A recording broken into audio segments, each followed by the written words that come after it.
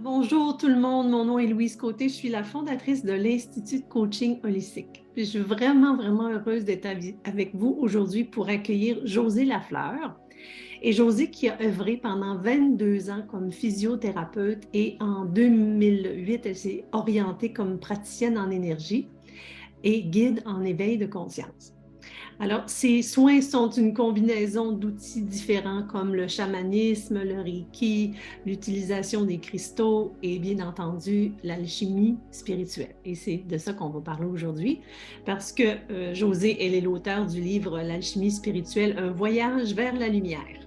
Alors, elle est aussi la fondatrice de Santé Manie, un centre de mieux-être holistique dont la mission est d'accompagner les gens dans leur quête de bien-être et d'éveil spirituel.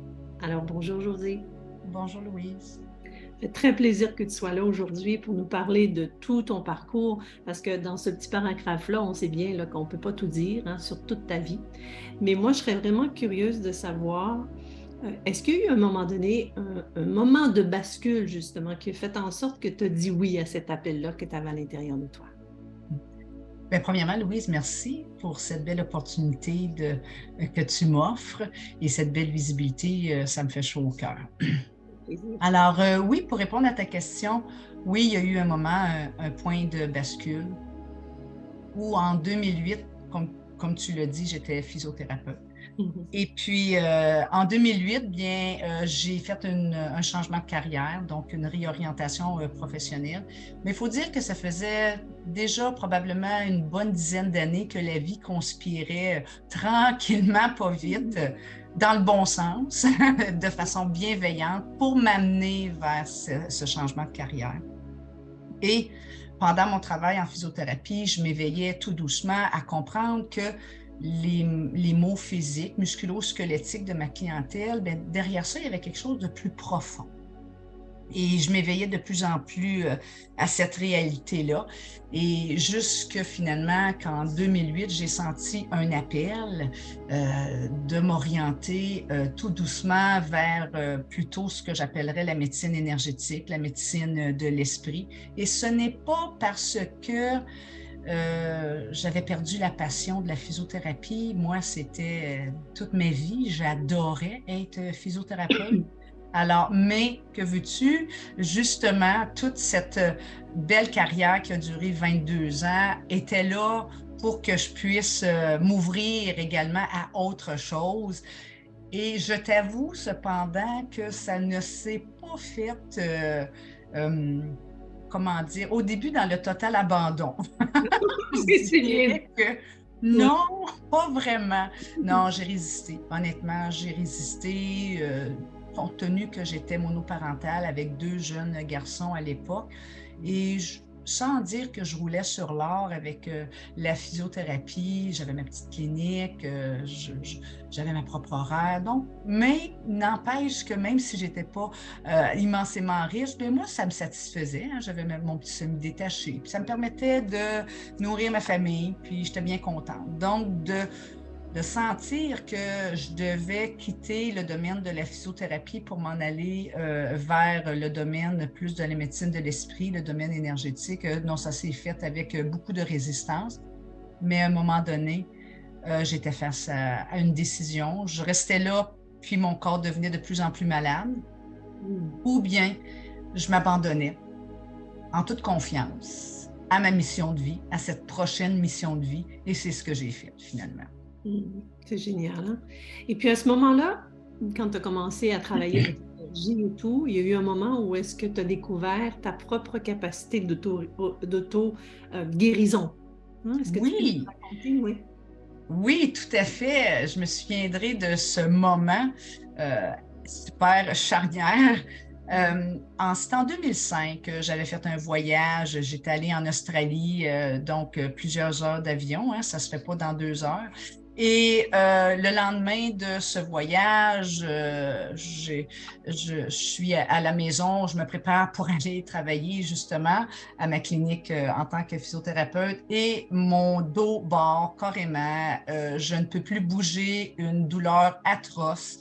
Alors, le cerveau de la physiothérapeute se met en branle et j'analyse un peu tous mes symptômes et je réalise que j'ai probablement une souffrance lombaire discale quelconque. Bon, j'aurais pu appeler des amis, physio, ostéo, j'avais quand même un réseau, là, on s'entraidait. Oui. Mais j'étais justement en train d'ouvrir mes antennes, mon canal. Je recevais des enseignements de ce que j'appelle les guides des étoiles et j'étais dans le balbutiement de comprendre les enseignements qu'on essayait, que je canalisais. Et puis, mes guides, il faut savoir aussi, ils me laissaient le temps de les expérimenter. Donc, ce n'était pas recevoir des enseignements tout d'un coup, c'est une chose à la fois. Et je devais l'expérimenter. Comme ça, l'expérience amène pas mal plus, ça l'intègre la connaissance. Oui. Donc, toujours est-il que j'ai mal au dos et je me dis, d'accord, j'ai reçu des enseignements, bien, je vais commencer à pratiquer ça et je vais voir qu'est-ce que ça donne, ces enseignements-là. Et puis, donc, je m'allonge et puis je fais ce que les guides me disent de faire. J'amène mon attention sur ma souffrance. Je réfléchis pas. Je fais confiance à la lumière. Et ça a pris, je te dirais, moins d'une heure. J'ai senti une immense chaleur. La douleur atroce, aiguë a disparu. Je me suis relevée. J'étais capable de me pencher. Wow. J'étais capable de bouger. J'étais un peu comme meurtrie dans le dos, comme si j'avais été un peu battue, mais rien pour m'empêcher de vaquer à mes occupations-là. Et c'est là que j'ai compris que dans ces enseignements-là, il y avait un potentiel d'auto-guérison qu'on avait en nous qui était encore inexploité. Alors ça l'a réussi à titiller ma curiosité et de continuer dans cette voie-là, de recevoir ces enseignements-là pour pouvoir faire quelque chose avec ça. J'avais vraiment le goût de faire de quoi avec ça. Oui, c'est pas rien quand même, hein? Tu sais, Non. quand tu parles de tes guides de lumière, tes guides des étoiles, je sais que tu peux pas nous dire c'est qui, mais c'est qui? Ben, en fait, ils viennent des étoiles. Ils se sont présentés à moi. Ils n'ont pas vraiment, ils n'ont pas de nom spécifique, autre qu'ils font partie, ils sont mandatés par le divin euh, pour accompagner l'humain dans sa guérison et son élévation spirituelle. Ils viennent des étoiles. Il y a plusieurs étoiles. Donc, c'est pas important de savoir quelle étoile parce que j'ai jamais vraiment posé la question, mais je peux dire qu'après plus de 20 ans d'interaction avec ces guides des étoiles, je peux témoigner de leur bienveillance. Et de leurs intentions de nous aider. Alors, ils sont des ambassadeurs mandatés par le divin pour nous aider. C'est bon ça. J'espère qu'on a tous des guides des étoiles. J'espère vraiment. Oui, tout à fait. On n'est pas catapulté sur la planète sans guide, sans guidance et laissé à nous-mêmes. Non, pas du tout.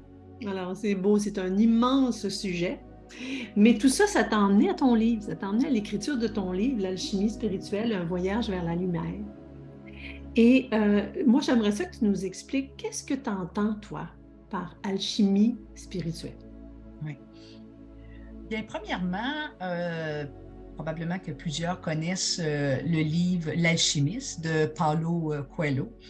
Et puis, je trouve que c'est une belle métaphore. Je ne sais pas si l'alchimie comme telle, cette science qui cherche à transformer le plomb en or, si elle existe vraiment, si on a découvert ce procédé de transformer le plomb en or, si oui, bien, j'aimerais ça être au courant.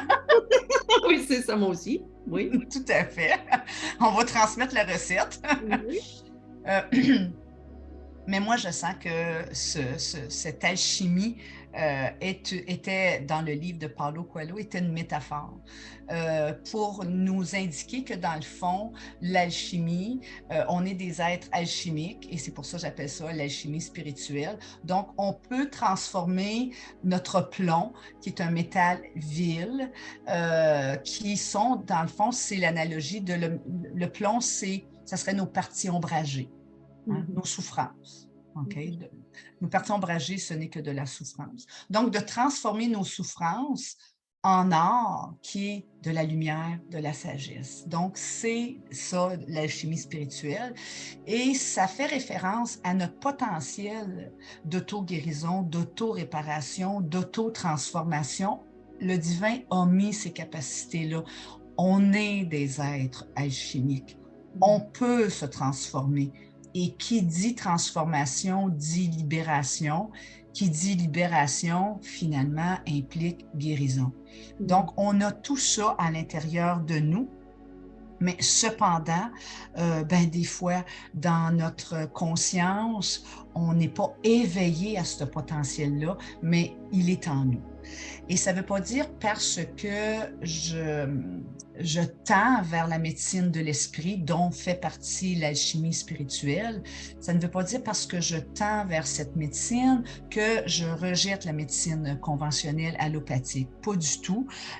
Au contraire, je sens que la médecine des hommes a quand même un rôle à jouer, mais cependant, je ne veux pas rejeter la médecine de l'esprit qui, elle, je sais aussi qu'il y a un rôle à jouer. Ça fait que je pense qu'on peut, tout en ne rejetant pas la médecine traditionnelle, on peut s'ouvrir à la médecine de l'esprit. Oui, tout à fait. De toute façon, je pense que les preuves sont faites, là, que la reliance entre l'esprit, le corps, l'âme, hein, tout ça, là, ça fait, hein, quand on n'est pas bien dans notre âme, on n'est pas bien dans notre corps non plus.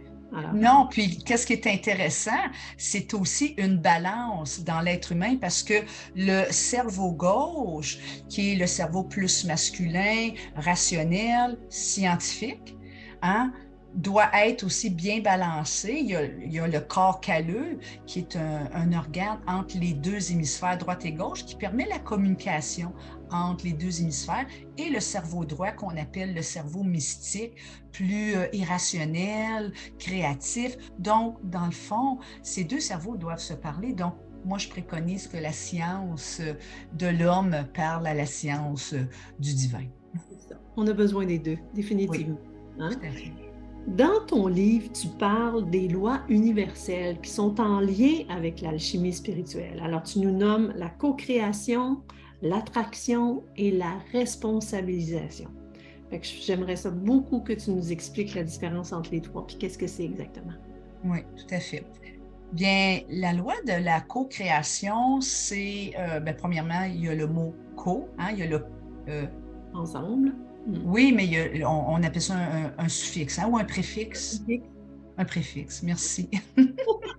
Alors, il y a le préfixe co-création. Donc, ça veut tout simplement dire que on est des êtres créateurs et avec notre pensée, on peut créer.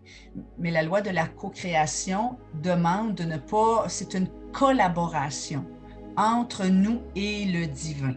Alors, de ne pas sortir le divin de cette capacité inhérente qu'on a en nous de créer. Et la loi de la co-création parle du pouvoir créateur de la pensée. Okay? Et le pouvoir créateur de la pensée doit être mis à contribution et en ligne avec notre être de lumière, avec le désir de notre âme, avec notre lumière et non nécessairement de créer à travers notre ego-personnalité qui, des fois, ce n'est pas mal. Toi et moi et tout le monde, on a tous une personnalité humaine que j'appelle l'ego-personnalité. Et cette ego-personnalité-là est faite de belles choses, puis des fois des choses un petit peu blessées. Ce n'est pas des pas belles choses, c'est juste des choses blessées. Et notre ego-personnalité, pour fonctionner dans la société, elle a des valeurs, des croyances, elle a des conditionnements, elle a eu des mécanismes de défense et d'adaptation qu'elle a appris depuis la petite enfance. Donc, c'est rien de mal. Cependant, notre pouvoir créateur, on veut l'utiliser non pas pour satisfaire les besoins et les désirs de notre ego-personnalité qui, des fois, pourraient être enracinés dans une blessure, mais plutôt d'être en ligne avec notre être de lumière qui, lui, est en connexion avec le divin. Donc, de créer à travers la pensée en ligne avec le divin. Et je te dirais, pour comprendre la différence entre, Louise, de créer avec notre pensée qui est plus en ligne avec notre ego-personnalité, puis de créer avec notre pensée qui est plus en ligne avec notre être de lumière. Alors, je te donne un exemple. Si dans nos programmes mentaux, dans notre psyché, on a la croyance que l'on est indigne de vivre dans l'abondance matérielle, bien, cette réalité intérieure émane une vibration et va finir par créer une réalité extérieure. Donc, je sens que je suis indigne de vivre dans l'abondance matérielle, bien, ma réalité extérieure se synchronise à cette réalité intérieure.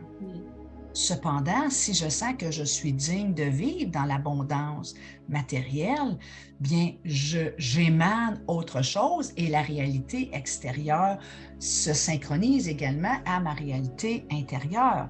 Donc, si je veux créer une vie dans la lumière, dans l'abondance, autant matérielle que spirituelle, dans la paix, dans la joie, une vie intéressante, mais ma réalité intérieure en premier doit être dans la lumière. Donc, je dois guérir toutes des fausses croyances, des pensées qui m'amèneraient finalement à créer une réalité qui fait juste être le reflet de ce que je vis à l'intérieur de moi. C'est beau ce que tu dis quand tu utilises le mot synchronise. Ma réalité extérieure se synchronise. Donc, hein, elle se synchronise, donc c'est elle qui arrive en deuxième. La pensée vraiment arrive en premier et on crée notre réalité de cette façon-là. Tout à fait. Alors oui, la pensée crée et elle arrive en premier. Cependant, qu'est-ce qui arrive, c'est que ça fait un cercle vicieux si ta pensée est désalignée et qu'elle s'enracine dans des fausses croyances, dans des blessures, dans des peurs. Elle crée une réalité extérieure. Mais là, après ça, qu'est-ce qui arrive, c'est que cette réalité-là extérieure confirme que tu es indigne. Oui, c'est ça. Alors, tu continues à alimenter cette pensée-là qui continue à créer une réalité extérieure. Et là, vraiment, on ne s'en sort plus. Tu sais, c'est dommage. Et j'aimerais ça aussi te donner l'exemple de deux personnes qui auraient la même fausse croyance, la même pensée qu'ils sont indignes de l'abondance.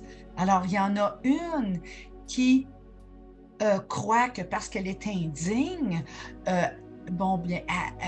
accepte d'avoir, ne croit pas qu'elle peut attirer l'abondance, donc elle se crée une vie de pauvreté.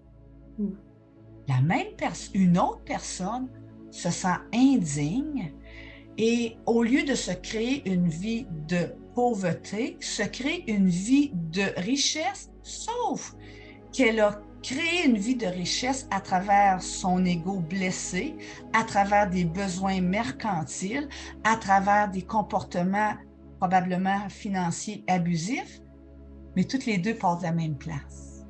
Alors, c'est fascinant ce que la pensée qui crée, lorsqu'elle est blessée, pourrait créer des réalités extérieures différentes. Absolument. C'est vraiment... Et puis, oui, et puis je te dirais que je terminerais que dans le fond, le divin nous invite à ajuster notre réalité intérieure à travers une pensée belle, remplie d'amour, alignée, dégagée de nos blessures pour créer une réalité extérieure qui est le reflet de ça. Et qu'est-ce qui est important aussi, c'est de savoir que plus nous, on est lumineux, plus on contribue à la richesse de notre communauté. Tandis que plus nous, on crée à travers nos souffrances, nos propres parts ombragées, peut-être qu'on pense qu'on prend de l'expansion, mais c'est peut-être notre ego ou notre orgueil qui prend de l'expansion, mais ça n'amène pas de la richesse dans notre communauté. Donc, qu'est-ce qui est, dans le fond, c'est que le divin veut qu'on s'élève pour nous, mais dans le mieux-être du plus grand bien et de tous. Pour le bien-être des autres et de la société aussi. Hein? Tout à fait, tout à fait. On est venu ici pour contribuer. C'est beau ça. Alors, Josée, j'ai bien compris. Merci beaucoup pour cette belle explication sur la loi de la co-création. Maintenant, est-ce que tu pourrais nous parler de la loi de l'attraction? Oui, merci, Louise. Alors, la loi de l'attraction, dans le fond, c'est une loi on attire dans notre vie ce que l'on a besoin pour évoluer. Et puis, comme à cause qu'on crée notre réalité intérieure de par nos pensées, on émane des choses. Et si cette réalité intérieure, elle est souffrante, bien, on émane de la souffrance. Et la loi de l'attraction, c'est tout simplement la réponse de l'univers à ce qui se passe en nous.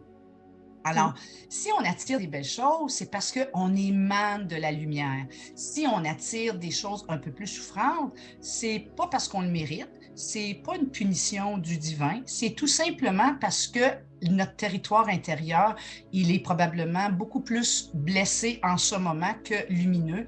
Donc, la loi de l'attraction joue le rôle tout simplement d'être le reflet. Hein, on attire à nous ce qui se passe à l'intérieur de nous. Et cette loi-là, dans le fond, tout ce qu'elle veut, c'est qu'on se pose la question, pourquoi?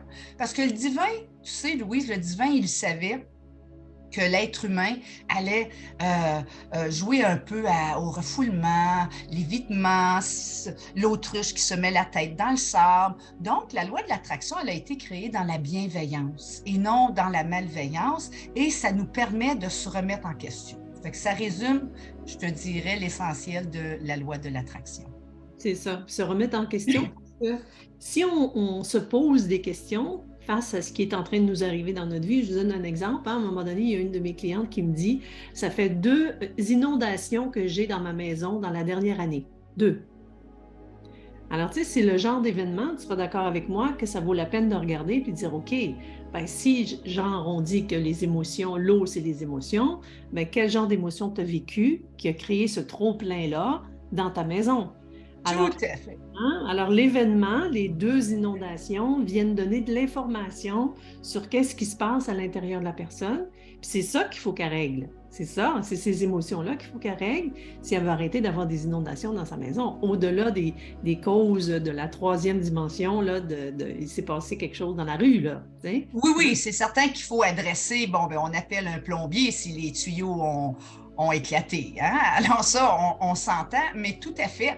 Alors, que ce soit une situation relationnelle, une relation qu'on attire à nous, qui nous fait vivre beaucoup de souffrance ou des défis, ou une situation comme ça, comme tu viens de dire, effectivement, la loi de l'attraction joue à tous les niveaux. Super. Alors ça, je pense qu'on comprend bien la loi de l'attraction. Maintenant, parlons de la loi de la responsabilisation. Oui. Alors, si tu attires quelque chose de souffrant, donc ça, c'est la loi de l'attraction, ça t'amène à te poser la question « Pourquoi?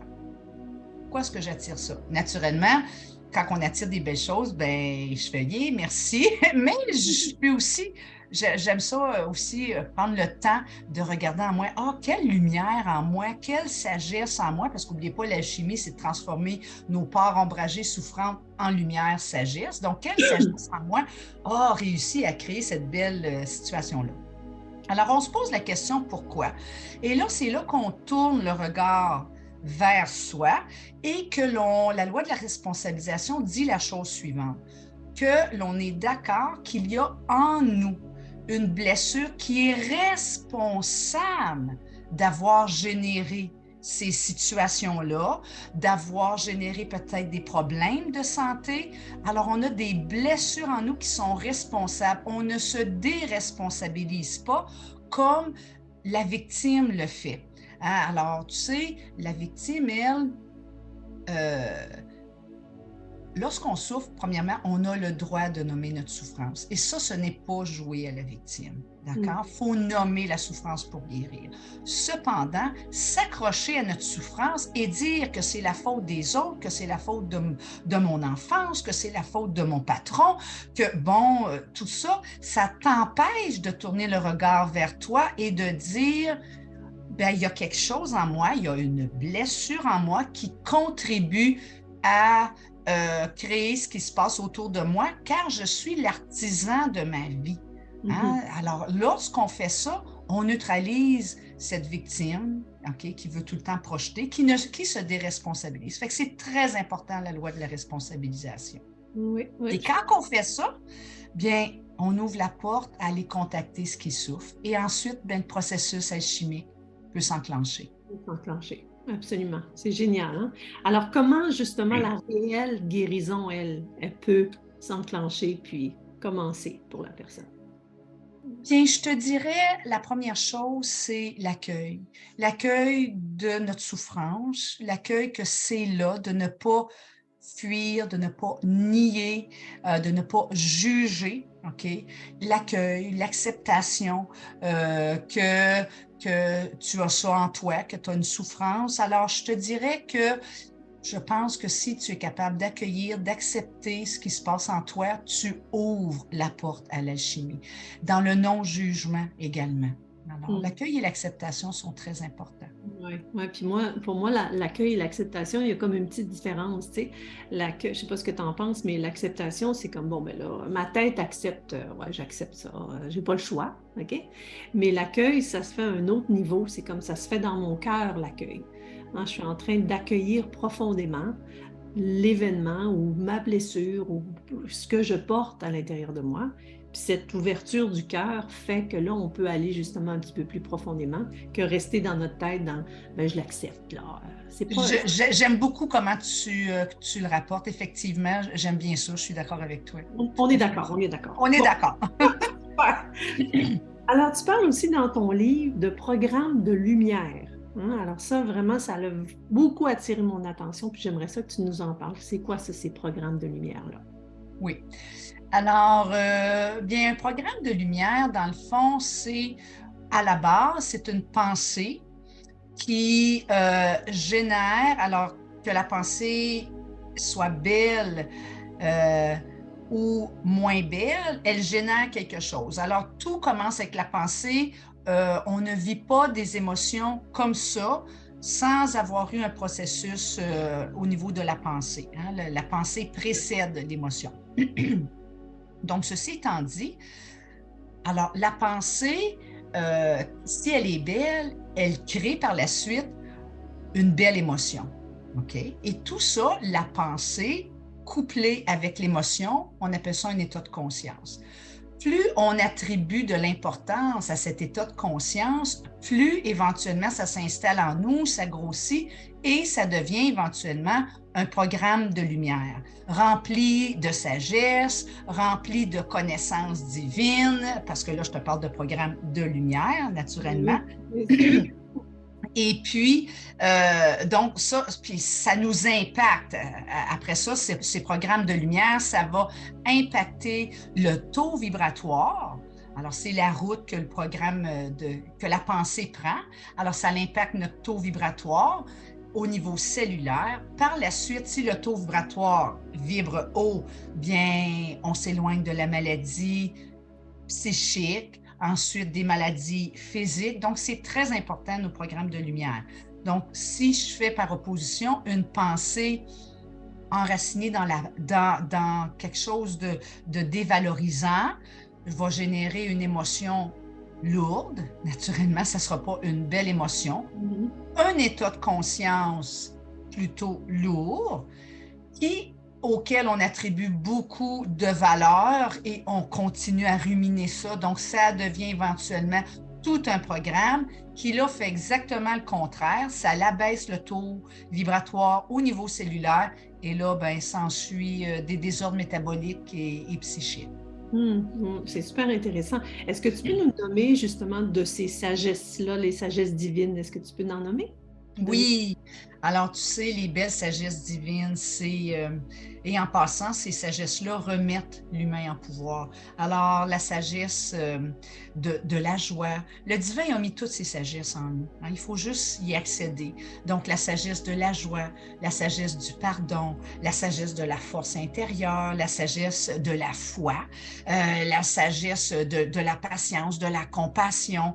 Alors, tout ça, c'est au cœur de nous, de nos programmes de lumière, mais il faut se connecter à ça, puis il faut souvent faire un processus de nettoyage, de guérison pour que ça soit nos programmes de lumière remplis de sagesse et non des programmes de lumière qui nourrissent nos blessures et qui sont plus le fruit de notre ego-personnalité qui a été au fil des années blessée. C'est ça. Puis tu sais, ces sagesses de lumière-là, ce que tu viens de nommer, je pense que à quelque part, c'est des portes à la spiritualité. Hein? Tout à fait. Il y a des gens qui sont hyper bons avec les personnes âgées, par exemple. Hyper bonnes avec les personnes âgées, sont capables de s'en occuper, ils portent beaucoup d'amour envers eux et ils ne se rendent pas compte que cette capacité-là, d'offrir de l'empathie, d'offrir des soins, de l'amour et tout ça, que c'est une sagesse divine.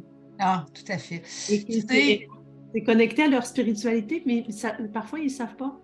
non, parfois, ils ne sont pas conscients de ça. Tu sais, les sagesses divines au niveau terrestre, ça se manifeste par des compétences, des habiletés. Hein? Alors, et c'est parfait, là. Alors, je ne renie pas que les compétences, les habiletés que l'on a au niveau terrestre sont pas bonnes. Mais quand on s'élève spirituellement, ces compétences et ces habiletés seront utilisées pour l'élévation et la guérison spirituelle de l'être humain et pour le bien-être et l'élévation de sa communauté. Alors, il y a beaucoup de potentiel de guérison et d'élévation lorsqu'on veut accéder à ces sagesses-là, puis lorsqu'on fait un parcours alchimique pour guérir ce qui pourrait bloquer ces sagesses-là. C'est ça. Ouais, c'est de toute beauté. Hein? Oui. Alors, dans ton livre, évidemment, sur le processus alchimique, tu donnes une espèce de recette, là, comment faire en 7 points, là, mais j'aimerais ça que tu les nommes parce que c'est pas évident non plus. Non, effectivement. Mais tu sais, la maîtrise vient avec la pratique. C'est sûr, là, c'est pas du jour au lendemain. Mais Non, et quand je dis à mes étudiants que, bon, ben là, on va faire le parcours alchimique, tu sais, je les encourage à ne pas se décourager oui, parce que, bon, selon certaines études, la maîtrise, je pense que c'est 10 000 heures de pratique. Alors, je ne sais pas si ça va leur prendre 10 000 heures, mais il ne faut pas se décourager, mais c'est certain que ça vient avec la pratique. Mais, effectivement, lorsqu'on connaît les étapes, bien, ça nous aide. Alors, ceci étant dit, je te dirais qu'en premier, la première étape, c'est de comprendre que le processus alchimique, c'est un processus de collaboration.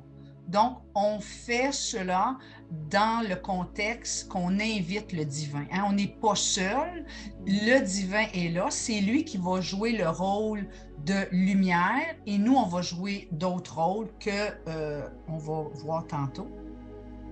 Alors, la première chose, ça serait d'inviter le divin à participer à ce processus de transformation intérieure. Ça, c'est la première chose. La deuxième chose, je te dirais, c'est de conscientiser qu'on a quelque chose à transformer. Donc, de conscientiser notre souffrance, de la nommer. OK? Si on ne conscientise pas, si on ne nomme pas, je te donne un exemple, puis je crois que dans les processus des alcooliques anonymes, les gens se lèvent, vont debout, puis ils disent « Bonjour, je m'appelle un tel, je suis alcoolique. » Tu sais, hein, on le dit, on le nomme. Et c'est seulement qu'après qu'on l'a nommé qu'on peut guérir. Donc, ce n'est pas un secret de polichinelle ici. Quand je te dis ces étapes-là, c'est quand même des étapes que plusieurs intervenants dans la 3D ont compris. Mais ça fait aussi partie du processus alchimique. Donc, on nomme, on conscientise notre souffrance. Alors, on prend le temps de, comme je te disais, de l'accueillir. On prend le temps, je te dirais, d'être avec cette souffrance. Et c'est peut-être là où je me rends compte que les gens ont plus de difficultés parce que toucher à notre souffrance, c'est pas évident. Hein? Et c'est là, pardon? C'est pas confortable, là. Non, c'est pas vraiment confortable, tu as raison. Et c'est là que le danger de sortir, puis de rationaliser, puis « Oh non, non, c'est pas nécessaire », puis « Oh, pense le contraire, pense le contraire ». Si tu touches à une blessure d'amour-propre, le désamour de soi, c'est pas vraiment confortable. Alors, la tendance première, ça serait de dire « Non, non, non, non, aime-toi ». Éventuellement, on veut cela, OK? Mais dans le processus alchimique, on encourage la personne juste à rester là. Reste avec ta souffrance. Et c'est pas être masochiste. Et j'explique tout le temps à mes étudiants, c'est comme un processus où tu ouvres la porte. Ouvrir la porte, ça serait la deuxième étape. Ouvre la porte de ton espace souffrant. Tu dis, OK, j'ouvre la porte, je conscientise, je nomme cette souffrance. La troisième étape, c'est tu rentres dans cette pièce, dans cet espace souffrant et tu t'assois là et tu attends. OK? Parce que tu te dois de laisser le temps à la lumière d'alchimiser, de transformer. Donc, la troisième étape, prendre le temps nécessaire d'accueillir, d'être avec notre souffrance, qu'elle soit d'ordre physique, mental, émotionnel, spirituel, tu prends le temps, tu restes là. La quatrième étape, je dirais de ne pas essayer de contrôler. C'est humain, hein? Avec notre mental, on essaie d'éviter de contrôler. On ne veut pas contrôler le processus. Hein? On est juste là, on est dans l'abandon, donc on ne contrôle pas le processus. Ensuite, la cinquième étape, on s'abandonne. On s'abandonne à... Tu sais que c'est un voyage mystérieux, ce processus-là. Toi, en tant que... comment dire? En tant qu'humain qui est en collaboration avec le divin, tu te dois de faire... Tu as des tâches à faire pour que le processus alchimique fonctionne. Puis le divin, lui, il a des tâches à faire. Puis lui, il sait quoi faire. Alors, il t'invite, le divin, à t'abandonner au voyage que tu vas faire et de devenir le processus, de ne pas essayer de contrôler le processus, mais juste, c'est mystérieux, tu ne sais pas où ça va s'en aller. Hein? En rentrant dans cette pièce, c'est comme si tu veux faire du ménage, mais tu ne sais peut-être pas par quel coin la lumière va vouloir commencer. Donc, tu t'abandonnes. Tu t'abandonnes. Oui. Et là, je te dirais qu'après ça, la sixième étape, c'est de demander à la lumière de t'aider. Tu as contacté la souffrance, tu l'as accueillie, tu es là avec, tu as le courage de rester dans cette pièce qui est tout à l'envers, qui a besoin où on fasse du ménage. Mais là, tu peux dire dans ton cœur, lumière, lumière, lumière. Donc, dans le fond, tu invoques le divin, hein, de venir t'aider, OK? Et puis, tu laisses la lumière. Tu laisses la lumière et tu sais, la lumière peut venir sous différentes formes. On ne peut pas, faut aussi s'ouvrir l'esprit. Ça peut venir sous la forme d'ange, d'archange, en autant que c'est dans la bienveillance. Donc, on fait juste invoquer la lumière pour qu'elle vienne nous aider. On lui laisse le temps, la lumière, de faire le ménage de la pièce, de cette pièce souffrante. Et après ça, bien, on sent que la contraction qu'on ressentait, qui nous faisait souffrir, qu'elle soit d'ordre physique, mental ou émotionnel, il y a quelque chose qui s'apaise. Et là, on prend le temps de savourer. Hein? Disons qu'on a travaillé fort, là on prend le temps de savourer pour permettre à cet espace qui a été nettoyé. On a fait du ménage dans ta pièce, là. Hein? Ben là, on veut laisser la poussière redescendre pour pouvoir savourer cette belle pièce toute lumineuse qui a été nettoyée. Ça serait la septième étape. Écoutez, j'ai juste le goût de dire que j'ai vécu un soin de processus alchimique avec Josée hier. Hein, hier, peu importe qu'est-ce que ça va être là, hier pour vous. Et je me sens déjà transformée. Alors, je peux juste vous recommander non seulement ces soins, mais aussi toutes les formations qu'elle donne, parce que Josée, tu donnes une formation en processus alchimique. Hein? Oui, tout à fait, parce que c'est beau d'enseigner et moi, quand j'enseigne, je partage de la connaissance, donc c'est important, mais la maîtrise vient avec l'expérience. Et donc, c'est ça le processus alchimique. Donc, on le pratique. Premièrement, je l'enseigne, mais après ça, on s'installe. OK, on va pratiquer telle étape. Et effectivement, oui, je donne une formation en alchimie spirituelle. Les prochaines dates sortiront bientôt sur le site de Santé Manie. Ça s'en vient. Et puis, mais il faut savoir aussi qu'il y a plein d'autres formations que je donne qui sont tous à connotation alchimique parce que je suis un être alchimique. Je ne peux pas sortir ça. Josée, là, non? Non, mes soins sont alchimiques, mes formations, mes canalisations, mes interactions, tout ça est enraciné dans l'alchimie spirituelle. Parfait. Alors, si les gens veulent en savoir plus sur toi, sur tes formations, c'est santémanie, santemanie.com. Et si jamais vous voulez vous procurer le livre de Josée, hein, le beau livre de Josée, l'alchimie spirituelle, Voyage vers la lumière, il est disponible sur Santé Manie, mais aussi sur joselafleur.com. Tout à fait. Oui.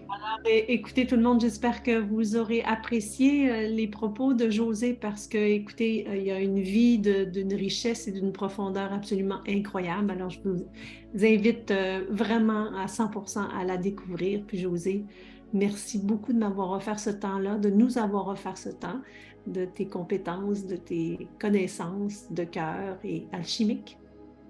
Merci beaucoup. Merci beaucoup, Louise. Merci, Josée.